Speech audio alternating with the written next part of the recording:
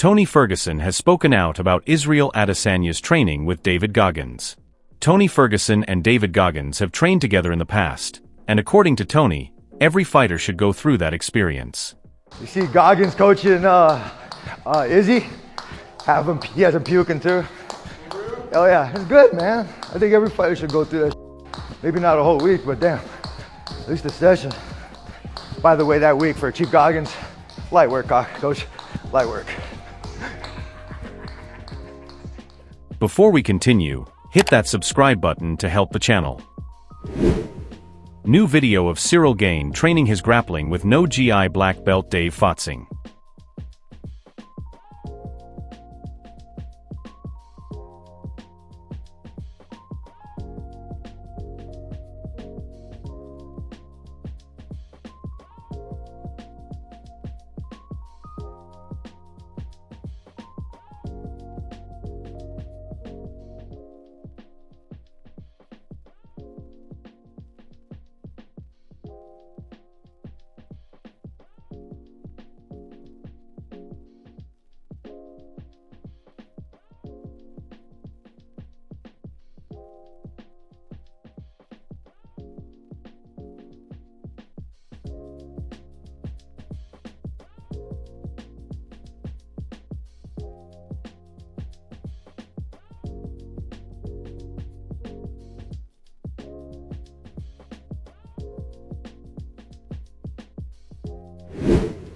Tom Aspinall is done waiting for Jon Jones. He says he's had enough and is ready to fight anyone. How much longer are you willing to wait holding the interim title? I just want to fight somebody. I'm a professional fighter and I want to fight somebody. And I'm overweighting, to be honest. I want to fight. You want to fight indeed. I don't want to fight you, unless they're going to pay me. But I just want to fight, yeah, whoever wants it. Whether that's Jon Jones or somebody else, I will fight somebody sometime soon. Do you have a hard deadline, a date in mind that you'd give him before you take a fight? I just want to fight as soon as possible. I'm not really too bothered, to be honest. I'll see what they say. I'm open, so we'll see. Do you consider Curtis Blaydes your first official title defense? I don't know. See, it gets a bit complicated with that because to be the best heavyweight ever, you only need 3 title defenses. And do I have one or not? I don't know. I'm not sure, but I think I should have one because it was a legit title defense, but it was for an interim title and it becomes a bit weird. So these are the questions that I'm going to be asking the UFC this evening. And so if you fight again, we assume that that's going to count. If it's not Jon Jones, is an official title defense would be a second. Well, I don't know. I don't know how that works, to be honest. I just want to fight people. Do you know what I mean? I'm a professional fighter. I don't want to wait any longer. I'm in the gym. Let me fight somebody. Jon Jones explains what he meant by calling Islam Makhachev new to the sport. I feel like the comment that I made a lot of people upset, a lot of Islam fans upset. Title fight. He's talking about with Islam. He's saying that he's a little new in the sport still. Yeah, he's got a lot of work to do before. But he has a big future. You got a big future. But really what I was trying to do is I was trying to translate for Nate to the Russians. Nate speaks in a very laid-back way. He speaks with a lot of slang, and if you're not American, it may be hard to understand what he was saying. So I was really just trying to translate for Diaz. But at the same time, me saying that Islam is an up-and-coming fighter, when it's coming from me, I can say that. Not many people can say that. I can. Chael Sonnen says Islam Makhachev moving up to 170 is a sign of cowardice. Islam went up not out of courage. Islam did not go up out of adding hardware to put on his mantle. He went up with one condition, which is I don't have to fight Belal Muhammad.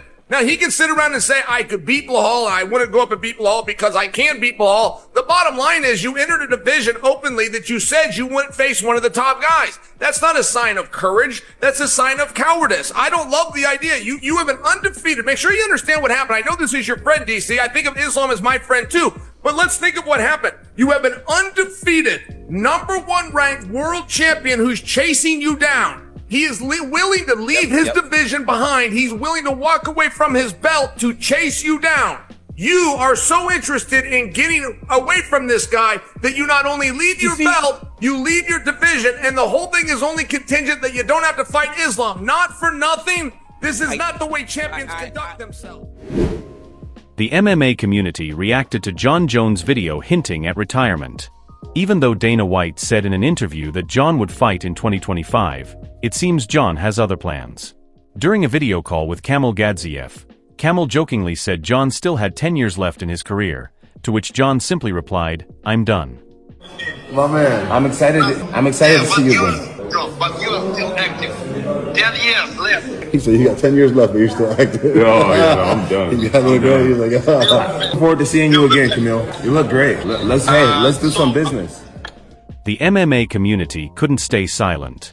Luke Thomas commented on the situation, saying, "This is reminding me of Dana White trying to convince Khabib Nurmagomedov to fight one more time after he'd already retired. If the issue isn't money and he doesn't have any intention of competing again, then we're just delaying the inevitable." Another one followed up by saying, "All right. It's time to strip Jones and have Tom upgraded to undisputed champion. There is no point in having the fight teased on being booked. When Jones now just outright admitted he's done, it's as simple as that." Here's another response. "Congratulations, UFC. You wasted multiple years trying to make this guy fight Ngannou and Tom Aspinall, only for him not to fight either, to hold up the heavyweight division, to indirectly cause Ngannou's exit from the UFC, delegitimizing the belt, and to waste Aspinall's prime." Joaquin Buckley believes he is Islam Makhachev's worst nightmare. Kamaru Usman and Joaquin Buckley are scheduled to face off at UFC Atlanta on June 14th. And even though me and Islam have never had a connection, I'll tell you right now, he gonna know a lot about me if we ever get booked to fight. And not only that, don't get it twisted. The people that he has struggled with and the people that have shown a couple holes in his game, I'm gonna be his worst nightmare. Not JDM. JDM has a lot of holes that Islam can exploit. And we didn't see that with the Gilbert Burns fight. Actually, we didn't see it with several fights from JDM, right? Where kind of he's what I've been struggling saying in the grappling, right? Kevin Holland fight stuff. But with me though, and what I did to Kobe, and what I'm gonna do to Kamaru Usman, Islam is gonna be in his head. Even Khabib probably gonna tell his ass, maybe moving up ain't a good idea. I bet you. But I'm hunting for that. I want that pound for pound. Garry is being real about where he stands in the UFC welterweight division. Even though he secured the number 6 spot with a dominant win over Carlos Prates, he knows he still needs another one, or 2 big wins before he's truly in line for a title shot. I don't think that is the case. And you had Jack on recently, and he told you what he thought. He thinks if he beats Islam, he's going to wait and get Shavkat next. So see, there's a whole load of what I don't want to be as a political fighter. I don't want to sit around. I mean, we've been trying to look. The welterweight division's in a phenomenal point right now. Like it's crazy and it's awesome to see and it's exciting for me. But we've still got people like Kamaru Usman, Leon Edwards, and Kobe trying to hold on to that rank, right? They should just leave. They should be gone by this point, right? And I don't want to be that political person who sits there and goes, "I'm not going to fight, I'm just going to wait." No, I'll never do that. I want to be active, I want to be one of the best, and I want to prove that I'm the best in the world. But you've also got this scenario where I fight Sean Brady, right? For example, like you're saying, I fight Sean Brady, I beat Sean Brady, and I'm still not next. Because that's how the world works sometimes. And they do give it to Shavkat, who's coming off a year layoff, just like they did to Jack. You know, Jack was off for a year injured. They give him a world title shot. So there is no guarantees. So for me, when you say something like that, you got to put that into perspective. I think Jack wants to go Islam if he wins, or if he loses. I think next is probably going to be Shavkat. I'm going to go, all right, sweet, who, when, and where? And I'm going to say yes, probably. Okay. Right? And I want to be active. I believe I've done enough to earn a title shot. I've shown up back-to-back occasions. I've helped the UFC out of a hole. Do you know what I mean? I've dug them out of a hole. I've shown up against 2 of the most dangerous fighters in the world. And I've proved that I'm one of the best in the world. You know, I go out and I dominate someone like Carlos Prates in 3 weeks' notice. I show the world how good I am. But I am absolutely someone who wants to keep this momentum going. And I want to put fear into the rest of the division. Tom Aspinall says he can beat anyone, even Alex Pereira. Question for Big T is, Do I think I would beat Alex Pereira? I think I could beat anybody. If I hit anybody, I think I can knock him out. So we've not seen him at heavyweight is the answer. He obviously lost his last fight. He's got a lot to do back down at light heavy. So we'll see how it goes. But the answer is yes, I do. Alexandre Topuria, Ilia's brother, wants Ilia to make history and fight for a third belt against Islam Makhachev after they both win their next fights. El escenario perfecto sería que ganase Ilia, que ganase Islam en el peso de arriba y después Ilia suba y pelee por un tercer cinturón histórico. That's it for now. Thank you for watching. What's your take on Aspinall saying he's ready to fight anyone, even Alex Pereira? Drop your thoughts in the comments. Don't forget to like, subscribe, and hit the bell for more MMA updates. And now it's time for the one and only, the legend with the worst opinions in MMA history, Judge Bob. Judge Bob says, Tom says he can beat anyone, even Pereira. When Jon won't fight, Alex will do. Got a hot take that's even dumber than Bob's? Drop it in the comments, and if it's funny enough, it might just make it into tomorrow's video. Just write #JudgeBobHotTake and then your comment. We feature the 3 funniest takes every day in our Judge Bob Hot Take segment, so bring the heat, or bring the cringe.